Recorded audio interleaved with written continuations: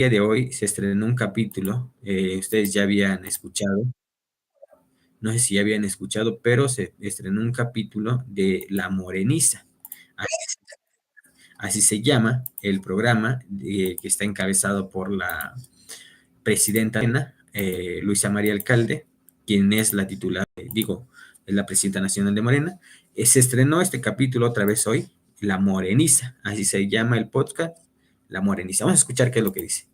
A todas, a todos los que nos escuchan alrededor del país. Hoy tenemos un programa extraordinario, no solo porque vamos a tirar bastante aceite, mucho se puede decir sobre la transformación que ha vivido nuestro país en materia laboral, el cambio profundo para el mundo del trabajo. Vamos a iniciar con eso, pero antes que nada quiero platicarles quién está hoy aquí con nosotros. Está la senadora Julieta Ramírez. ¿Cómo estás, querida? Muy bien, encantada. Por cierto que tiene un podcast de primera. A ver, échate tu comercial. El comercial, pues pueden ver también el podcast donde invitamos a muchas personalidades a que nos platiquen temas interesantes, y ya estuvo con nosotros la presidenta del partido, así que no se lo pueden perder tampoco. No se lo pierdan, de verdad que está buenísimo. Julieta es de Baja California, es senadora de la República. Gracias. Y nos da mucho gusto tenerla por aquí. También está Marilyn Gómez Pozos. Mary es diputada federal, es de Jalisco. De Jalisco. Sí, ¿cómo estás? Feliz, encantada de estar aquí, presidenta, un gusto, y esperando que me inviten al podcast de Julieta también para ir a platicar por él.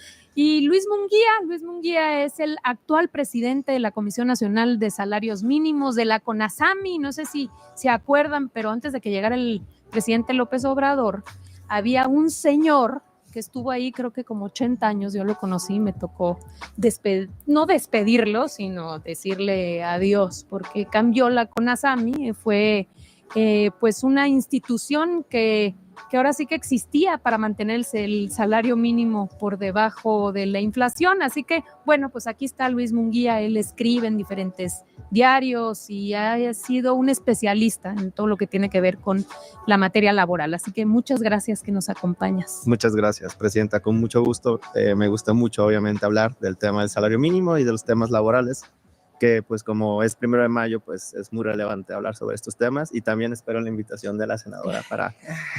Ya te cayó el compromiso. Va el compromiso. Muy bien, pues iniciamos, a ver, la mesa, iniciamos hoy 1 de mayo hablando sobre todos los cambios que ha habido en materia laboral, desde que llegó el presidente López Obrador hasta obviamente lo que está haciendo y continuando con esa política la presidenta de México, la presidenta Claudia Sheinbaum. Yo tuve la fortuna, lo digo francamente, la enorme fortuna de haber estado en la Secretaría del Trabajo, iniciar junto con el presidente esta serie de cambios, y los nombro algunos para que podamos entrar en detalle. Primero, lo salarial, el salario como un elemento fundamental en el mercado laboral, una política totalmente disruptiva, lo que se venía haciendo respecto al salario mínimo, incrementos importantísimos. Número 2, una reforma laboral que transformó el mundo sindical porque estableció reglas de voto personal libre, directo y secreto para que hubiera democracia sindical, y cambió la justicia en México para que hubiera juicios mucho más cortos y orales.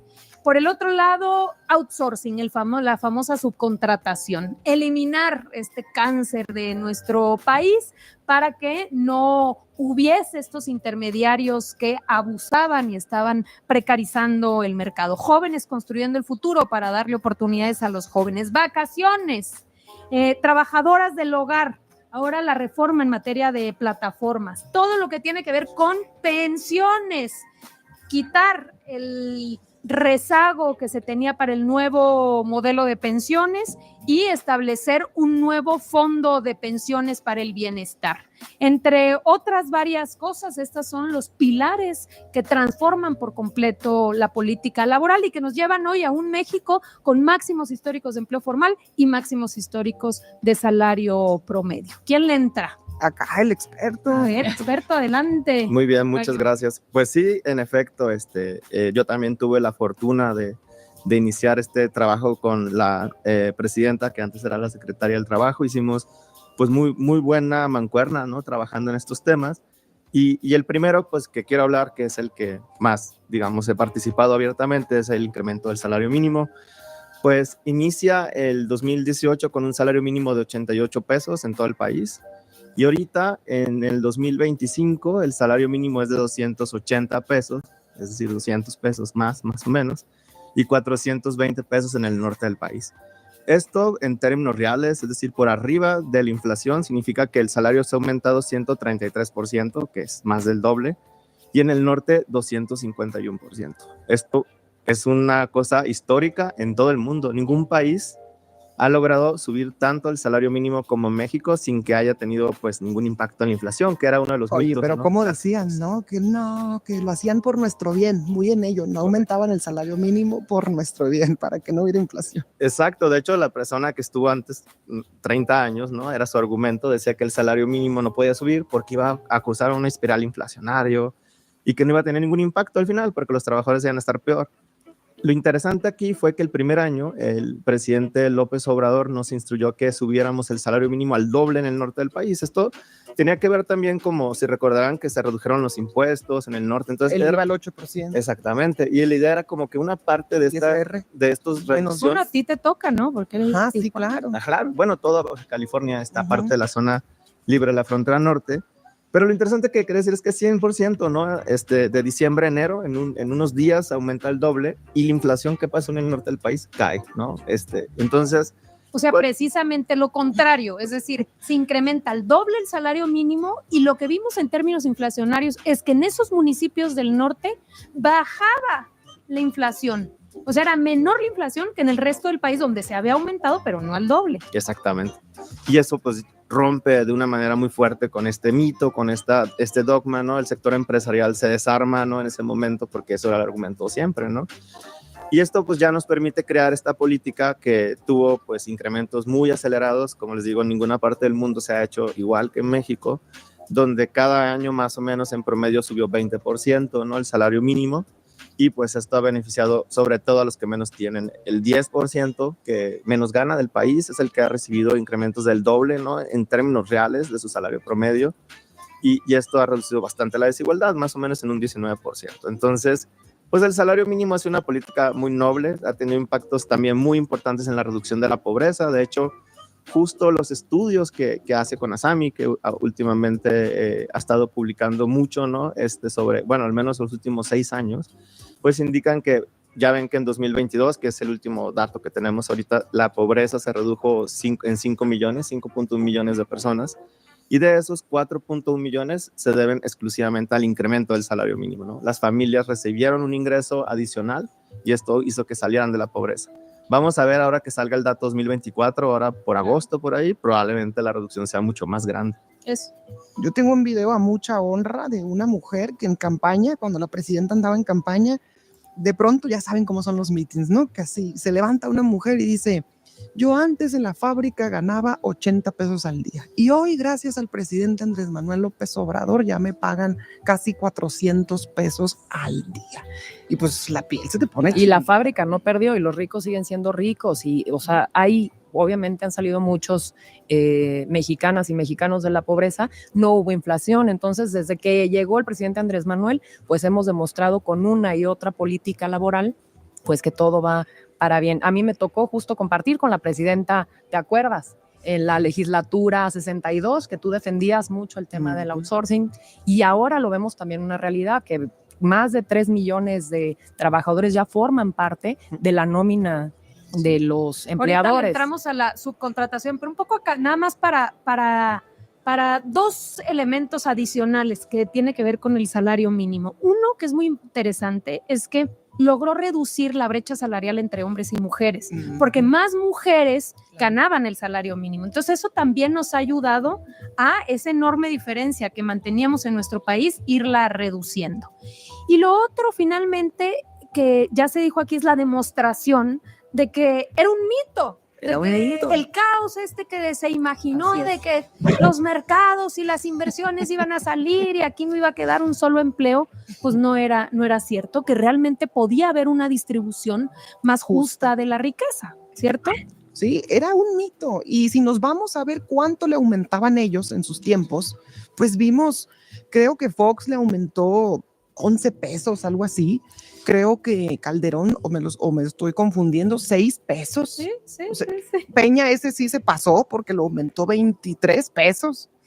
Y ya, No, eso fue. y algo Y más, siempre que decían, pero si nadie gana el salario mínimo, ¿para qué lo aparte, aumentamos? ¿Te esa acuerdas? Claro, sí, sí, claro. ese era uno de los argumentos. Y además el que ya haya quedado implícito que va a ser por arriba de la inflación siempre. Eso ya es de es cajón. verdad, cierto. O sea, está en la ya no nada más Constitución. está garantizado el aumento, sino tiene que ser por arriba de la inflación. Y nada más para cerrar, ¿cuál es la propuesta de la presidenta, Luis? La propuesta que tiene actualmente la presidenta es llegar a 2.5 veces la canasta básica, que es una muy buena meta porque, digamos, uno pensaría o con lo que buscarías es que sea 2 veces la canasta, porque con eso en México las familias saldrían apenitas de la pobreza, es decir, dos veces la canasta implica que como hay 2 personas que trabajan normalmente y hay 2 personas dependientes económicos, pues sería lo necesario. Pero el punto 5 adicional es muy importante para dignificar más el salario mínimo.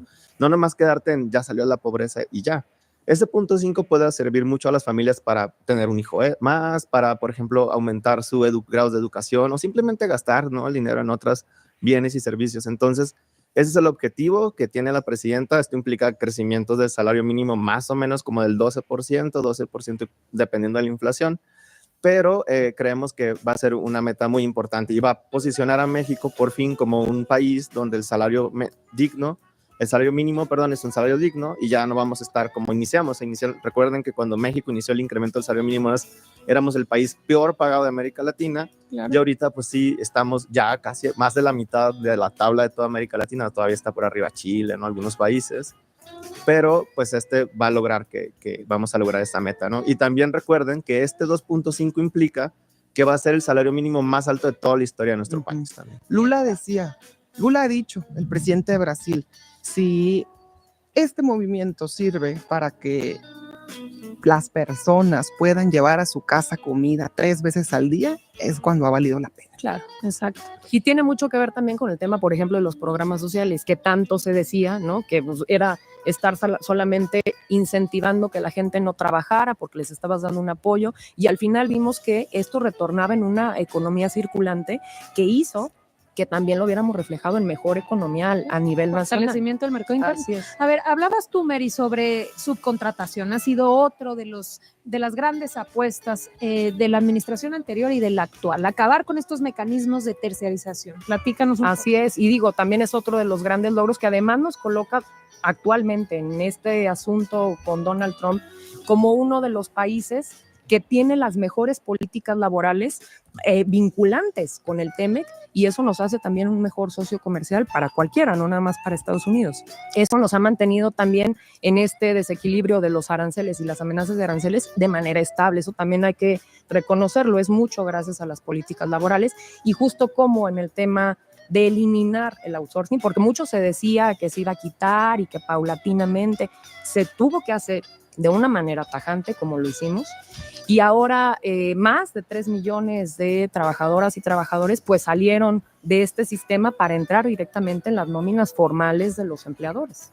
Así es. ¿Cuál era la lógica? La lógica era, llegaba el del portafolio, ¿no? Le decía al de la empresa, bueno, a ver, yo contrato tu nómina, así tú te deshaces de cualquier tipo de responsabilidad, yo pago los salarios, yo le pago al seguro social, y finalmente yo no me hacía responsable ni aceptaba o reconocía a mis trabajadores como propios. Después de la reforma, la idea era no.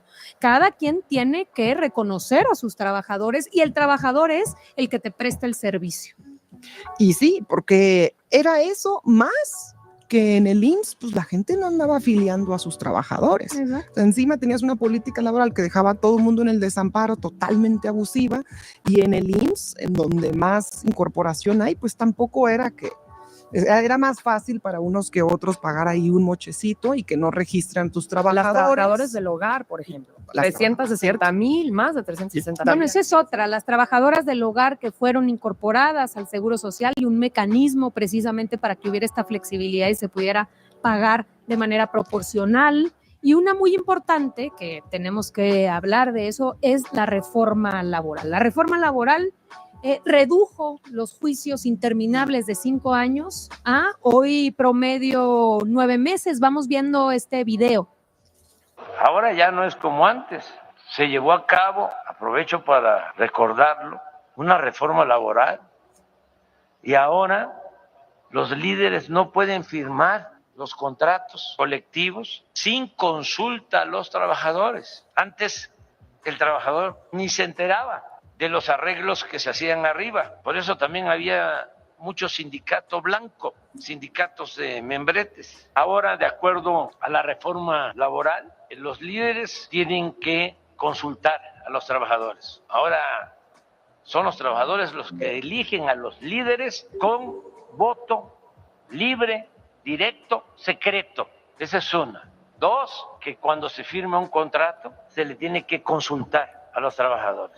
Ahí está, acabar con el charrismo sindical, ¿no? Los líderes sindicales puestos desde la cúpula, totalmente alejados de los trabajadores, y establecer un mecanismo de voto personal libre, directo y secreto para poder elegir a los trabajadores. Pero algo también fundamental, nada de que yo ando firmando un contrato a espaldas de los trabajadores. Si yo voy a firmar un contrato como sindicato con una empresa, tengo que consultar a los trabajadores previamente. Esto ha provocado, sin lugar a dudas, también pues el alza, ver los incrementos salariales a los cuales se llegan cada año o cada 2 años. Hay que recordar que cada año hay revisión salarial, cada 2 años hay revisión contractual de todo el contrato. Entonces, el hecho de que se obligue a que realmente hay una representación auténtica, pues nos está ayudando a empujar a que las condiciones laborales mejoren, ¿no? Sí, y esto acompañado también de otros programas que incentivan la fuerza laboral, por ejemplo, de los jóvenes. Exacto. Que eran, bueno, nos ha platicado la presidenta que en los recorridos de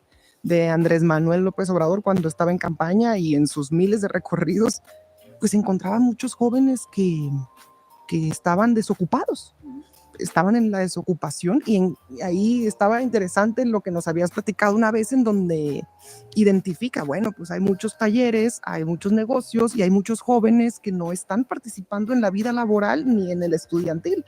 Pues incluyámoslo, juntémoslos, ¿no? Claro, ¿cómo juntar a un aprendiz con un joven? Bueno, tú estuviste. Sí, a mí me tocó coordinar el programa en mi estado, en Jalisco. Y la verdad es que sí fue un tema desmitificar este asunto, como se les llamaba, ninis, a los chavos por no estar estudiando ni trabajando. Y se pensó, la oposición mucho tiempo trató de hacernos creer que se les estaba regalando a los chavos dinero por el simple hecho de no estar estudiando ni trabajando. Y no se hablaba de todo el beneficio que había para los centros de trabajo que estaban capacitando, porque era un tema de la Secretaría del Trabajo, que además hay que reconocerle a la presidenta, que fue iniciativa de ella hacer justamente esta idea de vincular a los centros de trabajo con los chavos. Bueno, fue iniciativa del presidente López Obrador. Pero materializaste tú. Sí, claro, me tocó implementarlo o nos tocó como equipo, pero lo importante era que en el recorrido del presidente ubicaba, mira, aquí cómo hay gente que sabe de oficios, está el carpintero, está el herrero, está el electricista, y por el otro lado están un montón de chavos que no pueden conseguir un trabajo. Bueno, ¿por qué no les juntamos y nosotros los apoyamos durante un año con un salario mínimo? Tú recibes la fuerza laboral, pero también al mismo tiempo le estás enseñando como un aprendiz, ¿no? Y a la fuerza le sirve. Como un tutor y como un aprendiz. No, y además de recibir la aportación, los chavos, pues también la empresa recibe la fuerza laboral del chavo, pero además ya tienen un año, que eso también se tiene que decir, hubo mucho éxito. Al término del año del programa, había muchísimas contrataciones por los mismos centros de trabajo, o sea, no era solo utilizarlos. De hecho, por ejemplo, nosotros hicimos un estudio justo de ese tema y algo que era muy interesante es ese romper con ese ciclo, ¿no? De que los jóvenes no los contratan porque no tienen experiencia, pero no tienen experiencia porque nunca los van a contratar.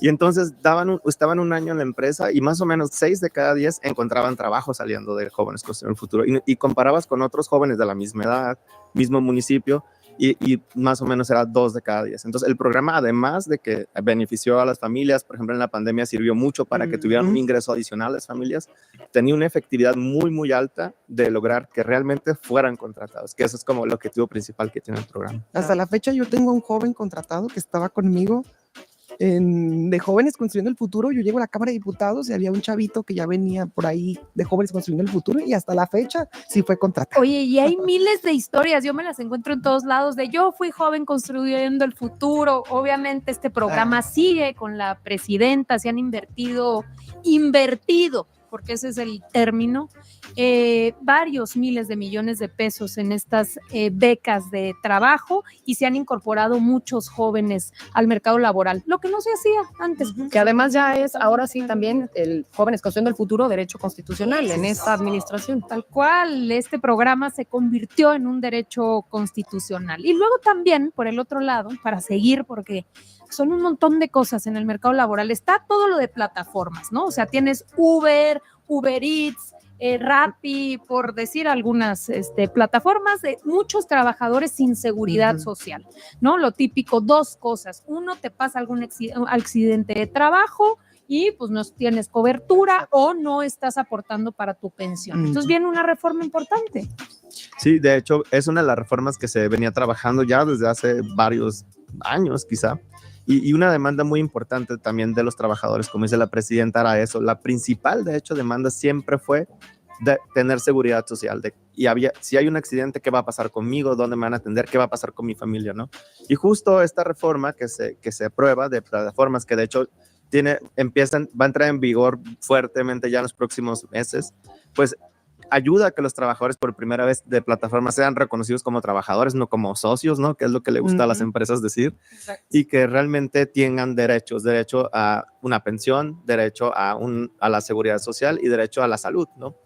Y se logra un acuerdo muy interesante, porque el tema también muy importante para la clase trabajadora era la flexibilidad laboral, ¿no? Porque muchos trabajadores de plataforma prefieren pues trabajar algunas horas a la semana, a veces más, a veces menos, y se crea todo este mecanismo donde dependiendo de cuántas horas trabajan y si ganan más del salario mínimo, entonces ya entran, ¿no?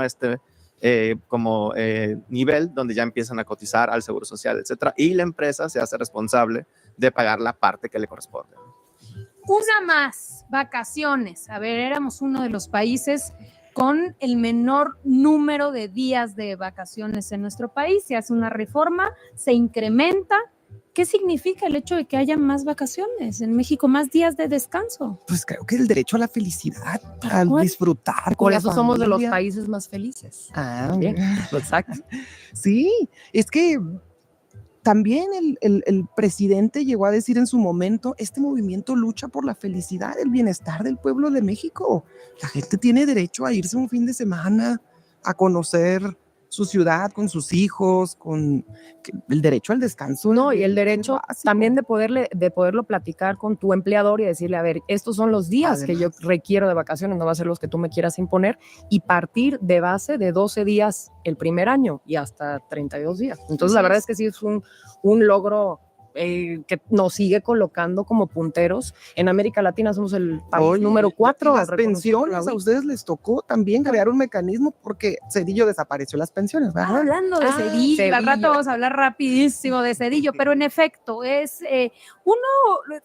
esto de vacaciones, que es en la medida en la que tú tengas más antigüedad, más días de vacaciones vas adquiriendo. Y luego está el tema pensionario, que quizá con cerramos, porque son los grandes pilares, ¿no? De la reforma laboral. Teníamos una reforma nefasta de Cedillo, de Calderón, privatizaron las pensiones y el efecto de esa privatización fue que quien se estaba pensionando estaba recibiendo el 30% de su salario. En el sistema anterior, este sistema solidario, se estaba recibiendo casi el 100% de las pensiones. Entonces se dijo, muy bien, tiene que haber un cambio. Regresar al sistema solidario ya no era posible porque ya todas nuestras generaciones estábamos abonando a las cuentas individuales. Entonces, a partir de las cuentas individuales, ¿cómo establecer un mecanismo solidario? Y se estableció el Fondo de Pensiones para el Bienestar, este fondo que le abona, digamos, es un complemento para aquellas trabajadoras y trabajadores que ganando menos del salario promedio no alcancen el 100% de sus salarios. Entonces, si tú ibas a obtener el 30%, este complemento solidario te da lo necesario para obtener el 100% de tu salario al pensionarte si ganabas menos del salario promedio. Sí, pues es que era una burla. La gente se jubilaba con 3,000 pesos. Una mentada de madre. Y la verdad, pues sí va a tener y tiene un impacto muy grande en rescatar a toda una generación completa de todos aquellos, como los que estamos de hecho todos aquí presentes, que empezamos a cotizar en el Seguro Social o en el ISSSTE, pues después del 2007 y del 97, ¿no? Y todos nosotros, pues la verdad no íbamos a recibir nada, ¿no? Íbamos a tener una pensión muy por debajo inclusive del salario mínimo, ¿no? Y esta reforma que se promueve en 2024, que impulsa el presidente López Obrador, pues tiene un impacto enorme en todas estas generaciones. Y también le hace justicia a toda esta gente, porque también hay que decirlo que se fue engañada en su momento, ¿no? Porque les cambiaron sin decirles nada del régimen anterior al nuevo, ¿no? Y de repente ya se jubilaron sin tener el 100%, para que también regresen, ¿no? O sea, muchísimas de estas pudieron regresar, de los que apenas se van a empezar a jubilar. Y también recuerden otra cosa importante, se redujo el número de semanas, porque también la reforma de Zedillo era una locura, ¿no? Era de, tenés que trabajar en la formalidad 20 años de tu vida. 1,250 semanas Exacto. cotizadas, nadie las tenía. Cierto, Ni siquiera la alcanzaba. bastante. No nomás era pensión chiquita, ni les alcanzaba pensión, ¿no? Se bajaron a 750 semanas de cotización, lo que ha permitido que muchísimas personas puedan recibir una pensión. Muchísimas cosas sucedieron en el mundo laboral. Quizá no hay nada más importante, digo sí, pero una de los elementos más fundamentales para poder salir adelante, pues es el trabajo. Así que por eso hoy, 1 de mayo, les mandamos un fuerte, fuerte abrazo a todas las mujeres y hombres que viven de su trabajo, a todos los trabajadores de nuestro país. Vámonos al siguiente segmento. Mienten. Esto es el primer capítulo de pues La Moreniza, el podcast que es muy famoso ya entre pues todos los seguidores de Morena, todos los seguidores de la 4T.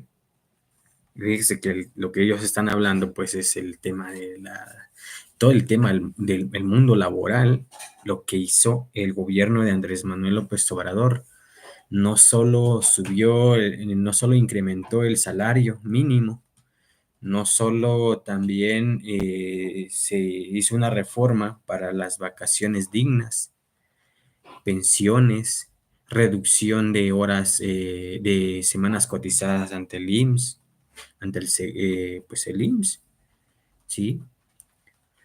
Pues se hizo muchísimas cosas se hizo, y esto es lo que está contando, lo que contó la presidenta de Morena, Luisa María Alcalde, quien es la presidenta nacional de ese partido. En otro momento vamos a escuchar, pues, lo que sigue, porque viene otro capítulo bien interesante, que es las mentiras del PRIAN. Y también Cedillo viene aquí en este mismo podcast, pero vamos a pasarlo en un momento, en otro rato más, en otra ocasión o en otro momento pasaremos. Pero antes vamos a